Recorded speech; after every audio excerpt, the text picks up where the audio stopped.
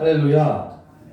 일어나 먹고 마시라 하는 제목으로 은혜를 나눕니다. 아무도 없는 먼 광야 한 어느 로뎀나무 밑에 금방 죽을 것 같아 보이는 모습으로 누군가가 쓰러져 있습니다. 이 사람은 매우 지쳐 있었고 옷은 지저분했으며 많이 찢겨져 있었고 또 몸에 상처도 있어 보입니다. 몸은 마른 나뭇가지처럼 죽은 것 같아 보였지만 그 유명한 엘리야 선지자가 바로 이 사람입니다.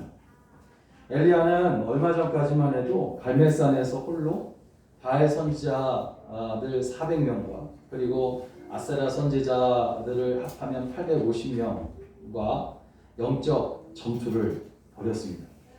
그는 혼자였지만 850명이었어요. 대적은 850명이었습니다. 그렇지만 하나님은 도무지 이길 수 없는 그들과 예 싸움에서 엘리야의 손을 들어 주십니다. 하늘에서 불을 내려 엘리야가 쌓은 단을 태우셨고 엘리야를 통해 모든 백성을 하나님 앞에 무릎 꿇게 하셨습니다. 엘리야는 그 여세를 몰아서 바알 선지자들을 기손 시내로 몰아넣고 거기서 다 그들을 죽입니다. 엘리야는 그렇게 지칠 줄 모르는 열정으로 하나님의 군사가 되어서 싸웠습니다. 그런데 그것으로 엘리야의 열정이 끝나지 않았습니다. 갈멜산의 싸움에서도 승리 후에 그는 이제 하나님께 비를 내려달라고 결사적으로 기도를 합니다.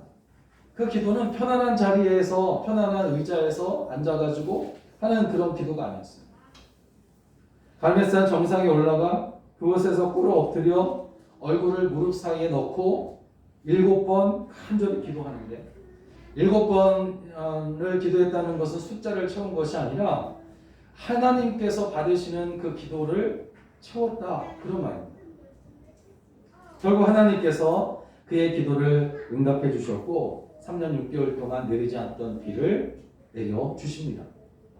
그것뿐이 아니에요. 이제 다시 힘을 그가 공급받아서 갈멜산에서 이스라엘까지 허리를 동이고 달리는데 아합 왕이 타고 가는 마차보다 앞서 달려가는 것을 볼 수가 있어요.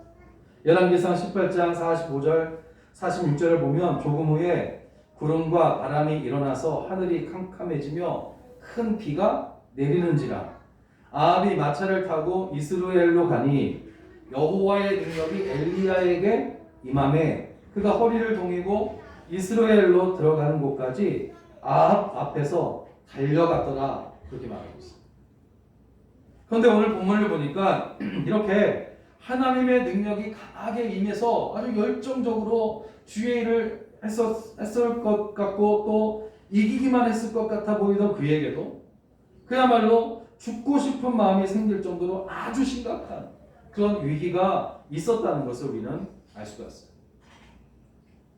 그를 아무도 없는 먼 광야로 도망치게 하고 그곳에서 지쳐 쓰러지게 한 것은 그를 죽이겠다고 위협하던 이세벨 여왕 때문이었어요. 급히 몸을 피한 엘리야는 부엘세바라는 곳으로 도망가게 되고 그곳에서 또다시 광야로 하룻길을 더 도망가다가 로뎀나무라는 한 나무가 보이는데 로뎀나무예요. 그 로뎀나무가 보이자 더 이상 가지 못하고 거기서 그냥 쓰러져 버립니다. 만약 힘이 있었다면 조금이라도 남아 있었다면 더 멀리 도망쳤을 것이 분명해요. 그러나 로뎀나무 밑에 쓰러진 엘리야에게 힘이라고는 하나도 남아있지 않았습니다.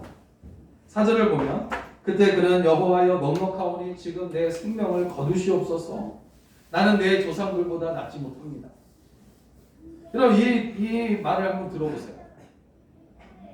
그는 정말 지쳤으며 열정도 의욕도 다 사라졌어요.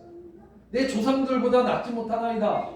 이 말이 무슨 말이냐면 나는 정말 보잘것없는 사람이다. 나는 정말 열심히 했는데도 내 조상들에 미치지 못한다. 의욕이 사라진 거예요.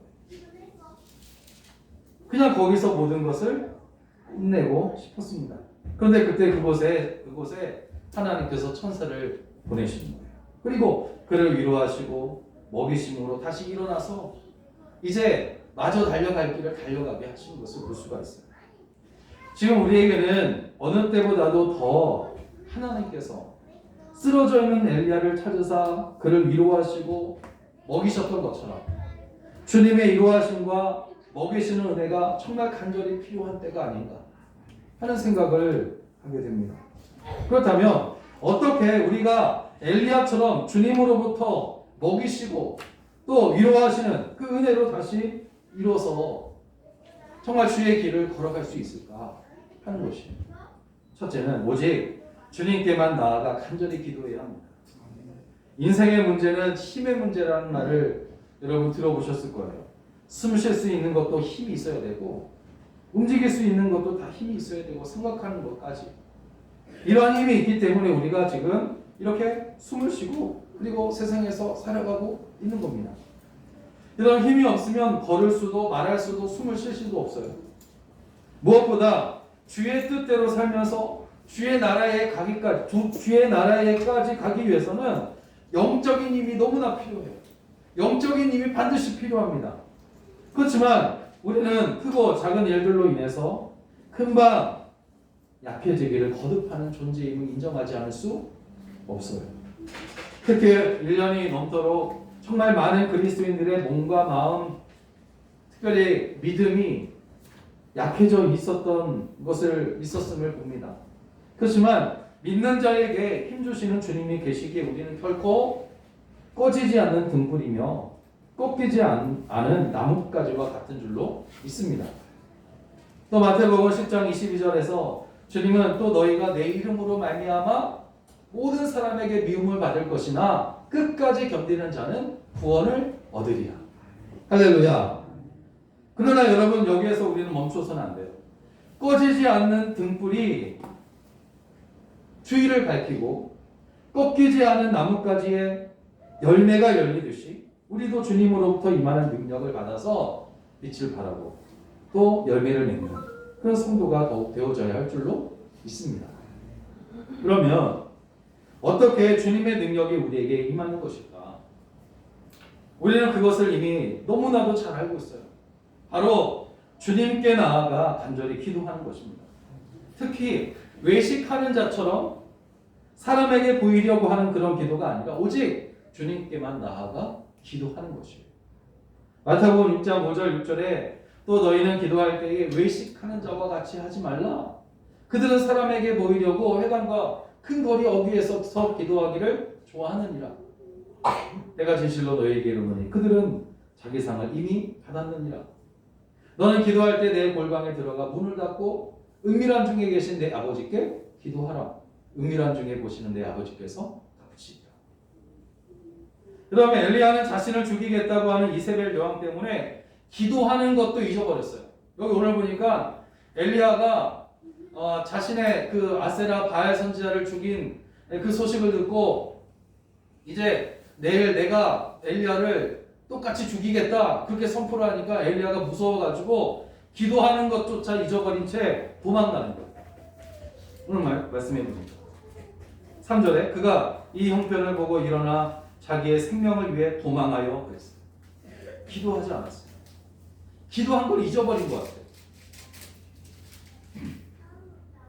자기가 지금 어디로 도망가고 있는지도 몰랐을 겁니다. 그는 멈출 수가 없었어요. 그러다가 더 이상 몸을 움직일 수 없을 정도가 되자 아무도 없는 먼 광야 어느 로뎀나무 아래에 그냥 쓰러져 버린 겁니다. 하나님은 엘리야를 그곳에 혼자 있게 하셨습니다. 그동안 너무나 많은 사람들과 상대했기 때문에 그야말로 정말 싸웠기 때문에 그의 종, 그의 사환도 부엘세바라는 곳에 남겨놓고 하루 길을 더 가게 하시고 또 아무도 없는 어느 로뎀나무 아래에 눕게 하신 거예요.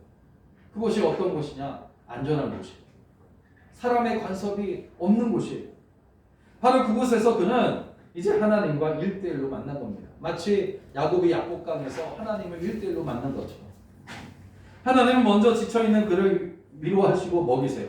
5절을 보니까 로뎀나무 아래에 누워 자더니 천사가 그를 어루만지며 그에게 이르되 일어나 먹으라. 정신을 차린 엘리야가 그곳에서 하나님께 간구하며 기도했어요. 물론 그 간구는 내 목숨을 거두어 가십시오 하는 그런 간구였어요.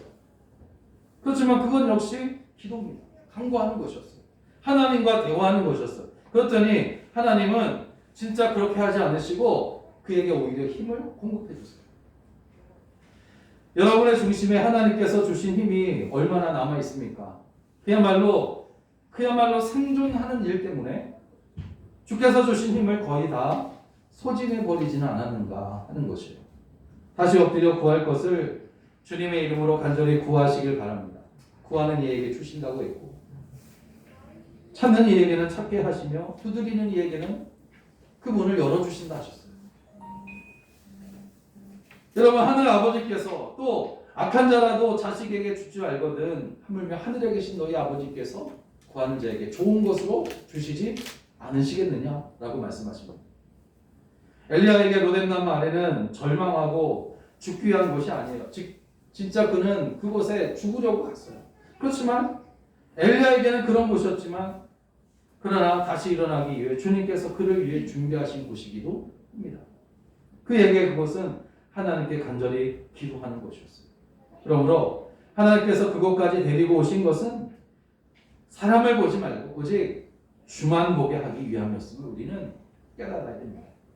여러분, 예수님은 교회를 기도하는 곳이라고 선포하셨어요. 누가복음 19장 46절에 그들에게 이르시되 기록된 바 내 집은 기도하는 집이 되리라 하였거늘 너희는 강도의 소굴로 만들어 놓으니라.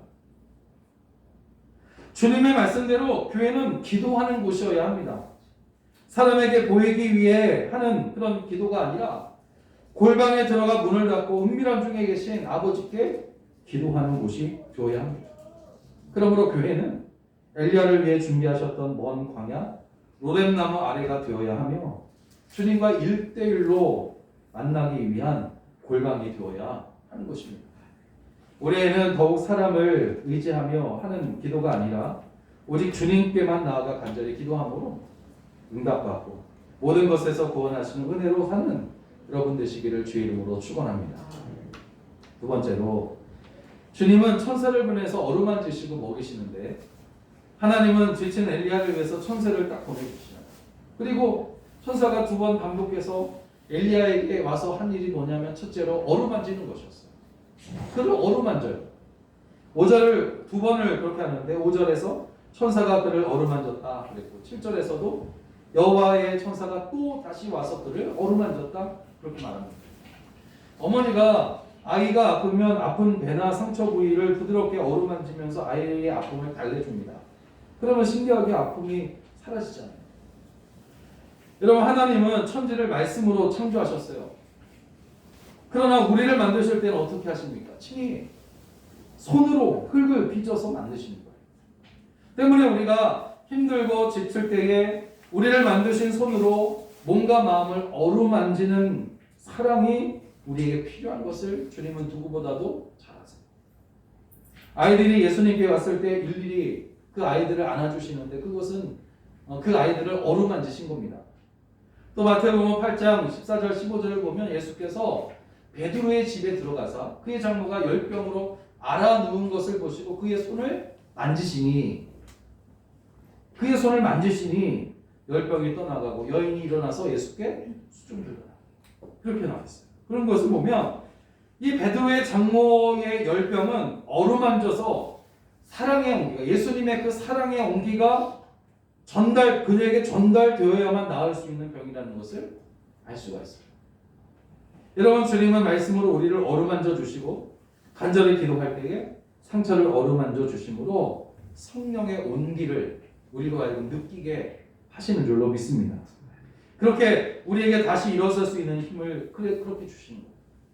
여러분, 말씀과 또 간절한 기도로 어루만지시는 이러한 은혜가 이 한 해 여러분 가운데 있어지기를 주의 이름으로 축원합니다. 두 번째로, 하나님께서 천사를 보내서 무엇을 하셨냐면 엘리야에게 먹을 것도 주시고 마실 것도 주세요.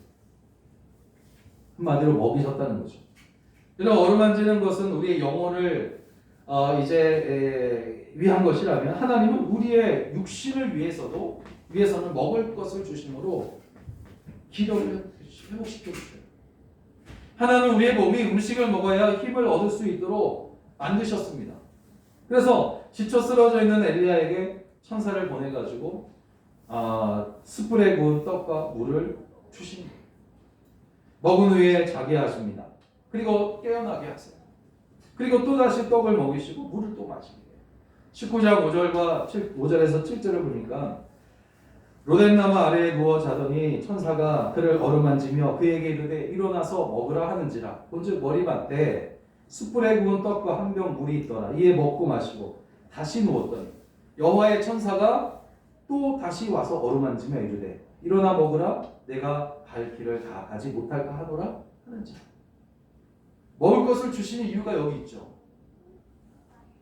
엘리야는 여기서 내가 내 인생이 끝났다라고 말하지만 주님은 아직 아니다. 아직 갈 길이 있다. 그렇게 말씀하십니다. 우리는 영적인 존재이면서 동시에 육체를 가지고 있는 존재입니다. 엘리야가 더욱 힘들었던 이유는 육체적으로 탈진했기 때문이에요. 더 이상 못 가는 겁니다. 더 이상 갈 수가 없어요. 그냥 쓰러져 버렸어요.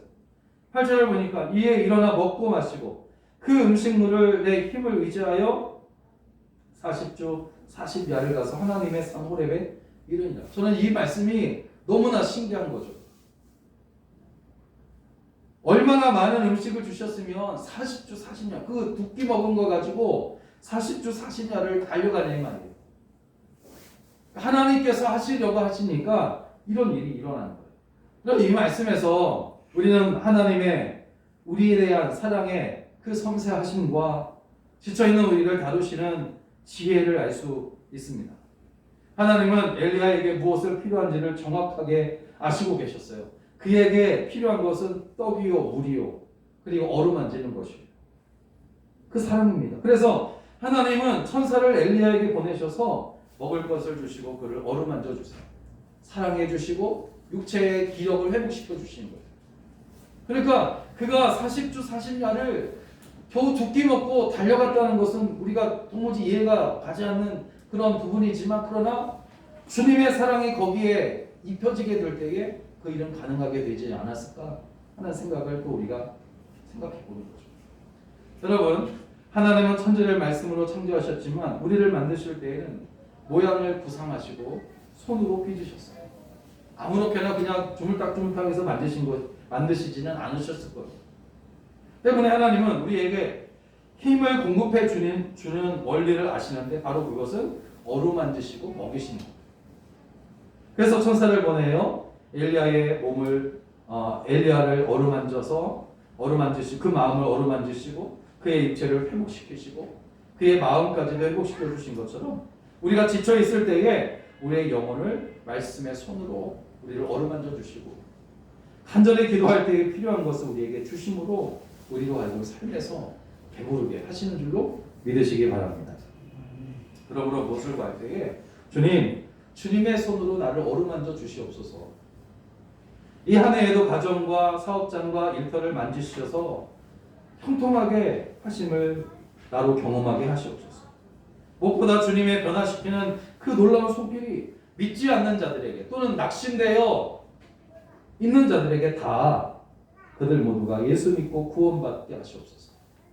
기도할 때 우리를 잘하시는 주님께서 먹이시고 어루만지십니다. 여러분 모두가 주님의 손을 경험함으로 힘을 공급받아서 여러분 살아가게 되시기를 주의 이름으로 축원합니다. 마지막으로 다시 주의 뜻을 위해서 우리로 살게 하시는 거예요. 여러분 엘리야가 지금 자기 자신은 끝났다고 생각했거든요. 그런데 아니라는 거죠. 더 가야 한다고 말씀하십니다. 사람은 여러분 더 이상 성취할 목표가 사라졌다고 스스로 생각하게 되면 한순간에 무기력해지는 거예요. 그런 존재입니다. 엘리야가 낙심하여 죽고 싶었던 것은 할 일을 다 했다고 그가 생각했기 때문이에요. 그런데 하나님은 아니다. 아직 끝나지 않았다. 말씀하시면서 아주 중요한 일을 그에게 맡기시는데 15절과 16절에 보니까 여호와께서 그에게 이르시되 너는 내 길을 돌이켜 광야를 통하여 다메섹에 가서 이르거든 하사엘에게 기름을 부어 아람의 왕이 되게 하고 너는 또 nim시의 아들 예후에게 기름을 부어 이스라엘의 왕이 되게 하고 또 아벨 무홀라 사부세 아들 엘리사에게 기름을 부어 너를 대신하여 선지자가 되게 하라. 여러분 기계가 움직일 수 있도록 전기를 흐르게 하고 또 기름을 발라주는 것은 그 기계로 어떤 것을 만들기 위해서인 것처럼 주님께서 우리로 하여금 기도하게 하시고 말씀 가운데 살아가게 하시고 또 그래서 우리의 영혼을 어루만져 주시는 이유는 우리로 하여금 주의 뜻을 이루기 위해서 주님께서 원하시는 일을 만들어 가시기 위해서인 줄로 믿습니다. 엘리야는 모든 목표를 다 성취했기 때문에 더 이상 할 것이 없다고 생각했어요. 그것은 전적으로 자신의 생각이었어요. 그러나 하나님은 그를 광야로 이끄셨고 그곳에서 먹이시고 어루만지시며 그리고 그에게 기도하게 하신 후에 다시 주의 일이 남아있으니 일어나라 말씀하십니다. 바로 그곳에서 엘리야는 40야를 쉬지 않고 달려갑니다. 어려움을 만났을 때 우리는 잠시 쉴 수 있는 실수는 있지만 하나님은 아주 쉬는 것을 원치 않으십니다. 왜냐하면 하나님의 일은 주님 오실 때까지 계속되어야 하기 때문에 우리가 멈추고 싶다고 해서 멈추는 것이 아니라 주님 오시는 그날까지 계속되어야 하는 일이 하나님의 일이기 때문입니다. 지혜가 있는 그리스도인은 예배드리는 것과 기도하는 것과 주의 일을 하는 것을 소홀히 하지 않습니다. 왜냐하면 그리스도인의 목적지가 이 땅에 있지 않고 언젠가는 한계가 있고 또 이제 무너질 수밖에 없는 이 땅에 있지 않고 영원히 있는 하늘에 있다는 것을 알기 때문입니다. 엘리야가 머물렀던 로뎀나무 아래는 더 이상 아무것도 할 수 없다고 하며 삶을 끝내는 곳이 아니었어요. 오히려 그곳은 주님께서 만나주심으로 새롭게 시작하는 성전이었고 교회였습니다. 힘을 얻는 장소였고 할 일이 있음을 깨닫게 된 장소가 바로 그곳이었어요. 마태복음 11장에 수고하고 무거운 짐진 자들아 다 내게로 오라 내가 너희를 쉬게 하리라. 나는 마음이 온유하고 겸손하니 나의 멍에를 메고 내게 배우라. 그리하면 너희 마음이 쉼을 얻으리니 이는 내 멍에는 쉽고 내 짐은 가벼우니라. 사랑하는 여러분, 하나님께서 지치고 낙심하여 죽을 일만 생각하고 있었던 엘리야를 그 먼 광야로 이끄시고 천사를 보내서 그를 어루만져 주시고 또 먹이시고 그리고 일할 것이 있음을 주심으로 일할 것이 있음을 알려주심으로 다시 주의 일에 충성하게 했던 것처럼 하나님은 오늘도 온갖 불리한 일들로 인해서 우리가 오해를 받고 지치고 때로는 낙심하여 모든 것을 포기하고 싶은 심정이 간절한 우리를 예수님 계신 교회로 초대하셔서 우리와 기도하게 하시고 또 말씀으로 어루만져 주시고 또 먹이시며 다시 힘을 내어 일어나 그리스도의 빛과 소금으로 살게 하시는 줄로 믿습니다. 지금도 이 일을 쉬지 않으세요. 우리는 지칠 수 있지만 하나님은 지치지 않으시기 때문입니다. 이러하신 하나님의 사랑과 은혜를 가지고 주님 오시는 그날까지 여러분 힘있게 살아가게 되시기를 주의 이름으로 간절히 축원합니다. 기도하겠습니다.